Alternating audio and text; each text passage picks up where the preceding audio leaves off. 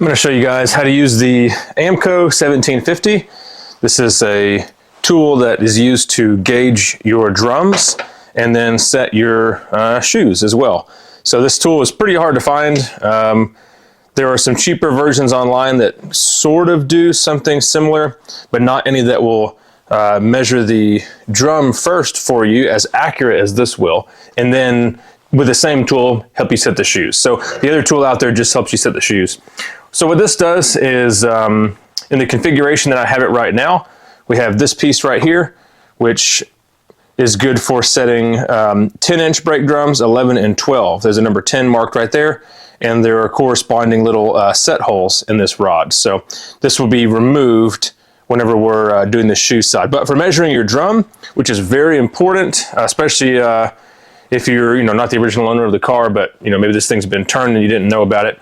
First thing is to set this to whatever your drum diameter is. In my case, it's 10.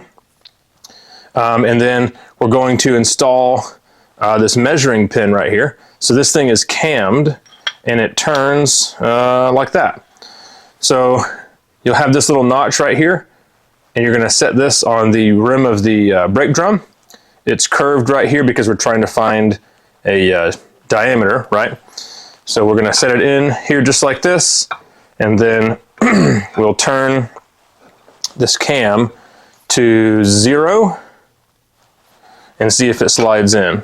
If it slides in and has some wiggle room, that means this is an oversized drum, and I know this one is because I had this drum turned.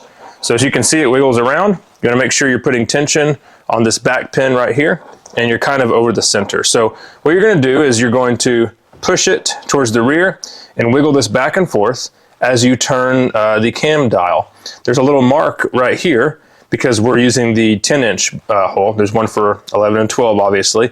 So we're going to use this little mark, and we're going to slowly turn this up until we feel it touch, and you can't move it back and forth anymore. So don't crank the crap out of this, but just get it to the point where you're moving back and forth and you find a good middle ground where it's touching. So whatever this number says right here is going to be the oversize diameter of your drum. So in my case, it is right under the 30, so we'll say this is 30 thousandths. After that, what we're going to do is we'll go ahead and pull this thing out, and then on the dial right here, we're going to back this thing off by half, because obviously we just took a diameter and we're going to be setting it with a radius. So what I mean by that is this is going to bolt onto the spindle right here, and then we're going to be measuring the shoes, the radius, with this number right here. So because we're 30 thousandths oversized and we want to be setting the shoes at a radius, we're going to set this to 15 thousandths or just a hair under. And once you have that measurement, you want to go ahead and tighten this so that cam doesn't move anymore. Okay, so once that's done, then you can remove this bar right here, and we can take it over to the spindle, and we can set our radius. So this car that I'm working on, if you keep up with my videos, obviously we're working on the Plymouth today, is using Lockheed type brakes, which have 3 measurements. So, or 3 adjustments rather. We have a heel and toe for top and bottom, as well as a cam in the center. So it's really important if you buy one of these tools that it comes with all of the accessory pieces. So you can see I have all these extra pieces right here. We're going to be using this one and this one. We don't need the spacer, and we don't need this extra pin for the job that we're doing. So we'll take this over to the car and we can get our spacing on our shoes set up now. All right, now every vehicle is going to be a little bit different with what you have to do, but the basic idea is we're going to be taking the tool here, sliding it over the spindle, and then we're going to use this piece right here and swing it all the way around to set our shoe spacing. Now in this case, we want 6 thousandths of clearance, but what I'm going to do is I'm going to go ahead and set it for pretty much dead set, if not just a little bit over. And that's because I'm not going to re-arch my shoes, and we're going to have to allow for a little bit of wear in. Now in this case, we need to remove this crossover brake line here. You may or may not have this depending on what kind of car you're working on, obviously, but I know in this case, this is going to get in the way of the tool. So I'm gonna go ahead and remove mine. Okay, we've got our crossover line removed. Now we can install the tool here. So I'm gonna put it in a position where there is no shoe lining first, because I know I'm gonna have to adjust these things. I've just finished rebuilding this entire system here, so I know it's not gonna be perfect. And I forgot my spacer. So we'll put our spacer on there first. Okay, so we'll get this thing just tight enough. And then as long as there's no side-to-side slop, you can start your measurements. So like I said a minute ago, there are 3 different settings on these shoes here. We have this top one, and we have this bottom one, and then we have our cam back here. Now it's very important that you don't crank the cam down too much. There's actually a spec for this vehicle where this cam level right here needs to be the same height as a piece of the backing plate, but we're not gonna worry about that right now.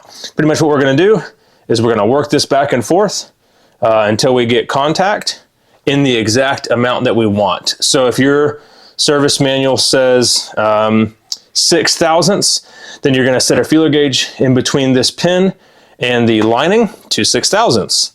But all of them are gonna be different. I'm gonna go ahead and get started here. So I'm gonna use a 15 for the heel toe adjustment. And then I'm gonna use a 7/8 for the cam adjustment here. And so what the cam adjustment does is it adjusts the cant of the brake shoe, which is very important, but it also adjusts how far in and out the middle of the shoe is kind of overall as a whole. So on this Plymouth right here, for the heel toe adjustments, you're gonna wanna make sure that you don't crank down the rear castle nut all the way. That way you still have some ability to turn. So down there and there. I need to go grab a different wrench. All right, so I'm gonna set my cams in the center first.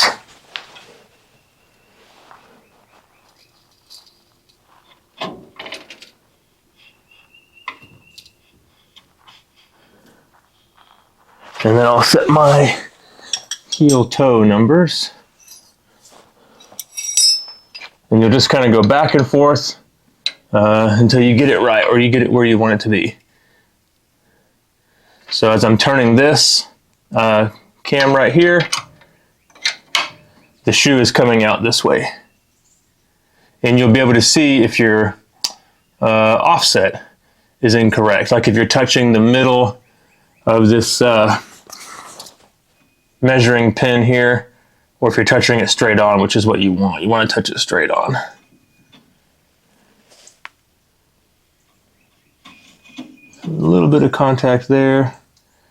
This thing isn't made 100% perfectly. One way you can fit your shoes to the drum is actually by lining the drum with sandpaper with the abrasive material on the inside, and you can rub your shoe on the inside of your drum there.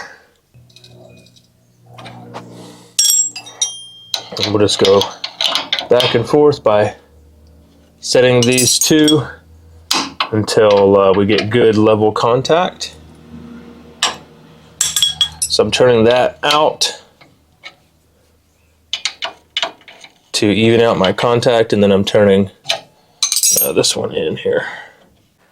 All right, so it is a little bit difficult to illustrate exactly what's going on, but just want to describe it one more time. So this is your heel and toe. This is cammed.